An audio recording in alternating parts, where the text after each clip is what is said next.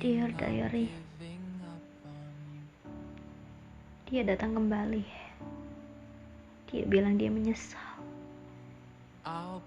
Tatapan penuh itu melihat padaku. Suara yang ingin aku dengar.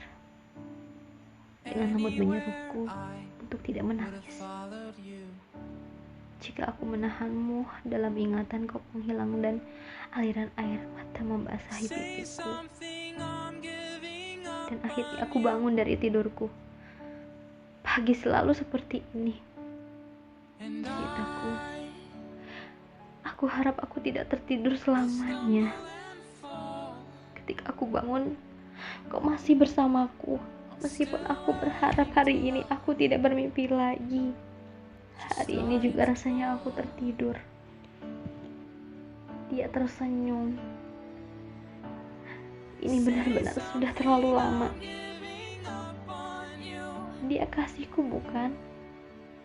Dia berjalan menjauh, merangkul orang lain, dan aku terasa hancur seperti tertimpa beban yang sangat berat. Apa aku bermimpi lagi? Keringat dingin mengalir di tubuhku. Ini menyakitkan. Itu adalah mimpi tentang hal yang aku benci, bahkan jika aku ingat. Aku tidak bisa berbuat apapun sepanjang hari. Kita akan menghabiskan waktu bersama ini, kan? Aku harap selamanya aku tertidur seperti ini. Ketika aku bangun, kau masih bersamaku. Meskipun aku berharap hari ini aku tidak bermimpi lagi. Hari ini juga rasanya aku sangat tertidur. Kehadirannya semuanya menjadi berawan, tetapi gambarnya semakin kuat seperti dalam mimpi kemarin. Hari ini dia datang padaku. Aku harap selamanya aku tertidur seperti ini. Ketika aku bangun, kau masih ada. Meskipun aku berharap hari ini aku tidak bermimpi lagi. Jika hari ini aku bisa melihat lagi, jika aku kembali lagi, jika hanya sekali lagi kan hadir di mimpiku, jika itu terjadi lagi, aku tidak ingin terbangun. Jika bisa, aku hanya ingin tertidur selamanya. Ditutupnya buku diary yang digenggam Della. Hari ini dia menulis secari puisi yang maknanya sangat dalam sekali. Dia tunjukkan untuk orang-orang yang mulai dekat lagi padanya, dan bahkan akan mulai mengambil bagian dari hidupnya. Namun Della mulai sadar bahwa dia siapa. Perempuan yang seharusnya tidak menanggung beban yang amat berat di pundaknya. Perempuan yang seharusnya lemah lembut, sepertinya tak nampak dalam diri Della. Meskipun sebetulnya perempuan adalah manusia lemah yang diturunkan Sang Pencipta. Bukan karena tidak ada maksud, tercipta untuk melengkapi tugas seorang laki-laki dan tugas seorang perempuan yang tidak bisa diselesaikan sendiri. Dan ini tidak bisa ditukar ataupun dirubah. Kedua jenis ini tercipta sangat berbeda untuk saling mengisi satu sama lain. Namun kehidupan Della sangat berbeda dengan perempuan pada umumnya. Menginjak remaja, Della memiliki kepribadian yang sangat tangguh dan penuh emosi. Dia habiskan waktu sekolahnya hanya untuk memenuhi kebutuhan pendidikannya. Belajar mencari uang, dari mulai jualan, lalu mengikuti lomba nyanyi, dan pada akhirnya dia bisa mendapatkan uang. Terlebih lagi saat dia mendapat perilaku yang berbeda dari saudara kandungnya yang lain. Kedua orang tuanya menganggap Della adalah anak yang sangat mandiri sejak kecil. Della tak pernah diberi perlakuan yang sama seperti kakaknya. Namun, itu sangat berdampak pada psikologis Della sampai saat ini. Dia merasa hidupnya tidak adil. Della pikir orang tuanya tak memberikan kasih sayang yang lebih. Sejak kecil, orang yang banyak terlibat dalam tumbuh kembangnya Della adalah kakak dari ayahnya. Dia merasa memiliki dua keluarga yang berbeda. Memiliki dua ayah dan ibu, yaitu kakak dari ayahnya serta suaminya. Della menganggap mereka adalah kedua orang tuanya juga, karena mereka sangat berpengaruh dalam perkembangan hidup Della. Dia tak memiliki kisah indah dalam percintaan di masa muda. Lucunya, dia menganggap semua laki-laki itu sama, kejam. Sejak remaja, Della menjadi salah satu bagian yang berpengaruh di sekolahnya. Terlebih, nama Della sangat dikenal di setiap kelas. Karena saking sering membawa harum nama sekolah dengan kejuaraan yang mengikuti perlombaan. Namun, setiap kali ada lelaki mendekati, dia hanya menganggap teman saja. Della memang benar-benar egois sejak itu. Namun, setelah Della kuliah, semakin jelas terasa sekali sifat ambisiusnya. Dia mulai melangkah keluar dari zona nyaman. Bukan hanya kuliah saja, melainkan dia mulai bekerja dan menyibukkan sisa waktunya untuk menjadi relawan dalam organisasi sosial.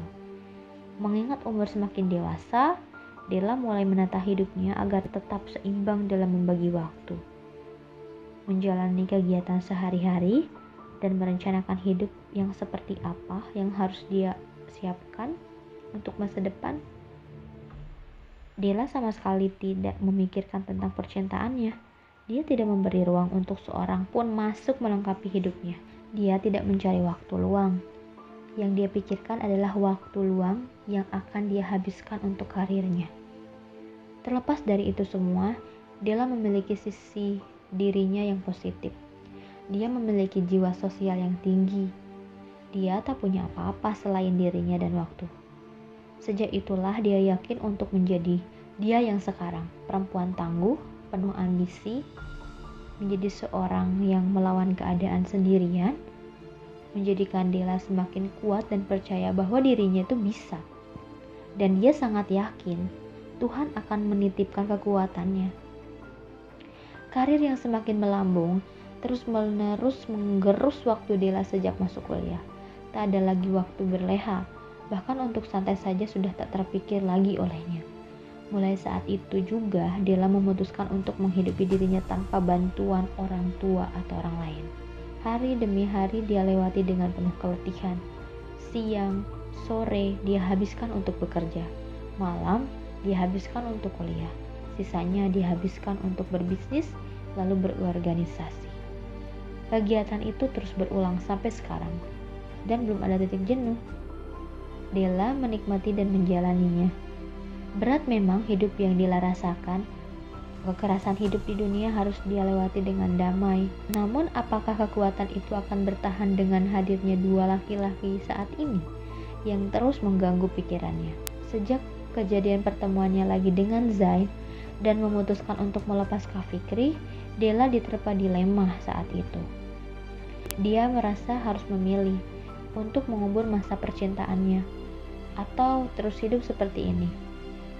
Lupa bahwa hidup itu ada batas waktunya.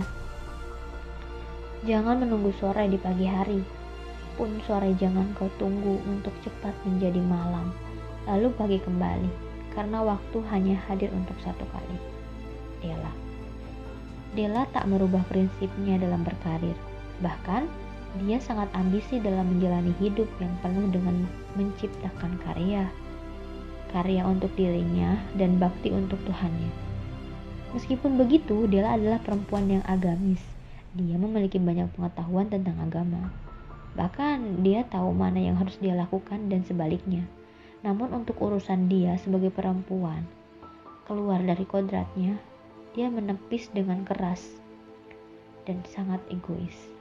Kepeduliannya yang tinggi tak pernah alpa dalam melibatkan diri dalam berbagai kegiatan amal. Membuat Della semakin kuat, tak mengenal lelah. Dia perempuan yang sangat antusias, apalagi dalam menolong orang-orang di sekitar yang membutuhkannya. Namun Della sendiri tak bisa berdamai dengan masa lalunya. Hidup menjadi perempuan jauh dari pengawasan kedua orang tua membuatnya mandiri dan dewasa. Dia bisa merawat dirinya dengan baik dan menjalani hidup yang serba kecukupan. Dengan mengalami berbagai pengalaman yang pahit, menjalani hidup sebagai karyawan, pembisnis, berusaha mencari uang untuk menghidupi dirinya agar tetap bisa bertahan.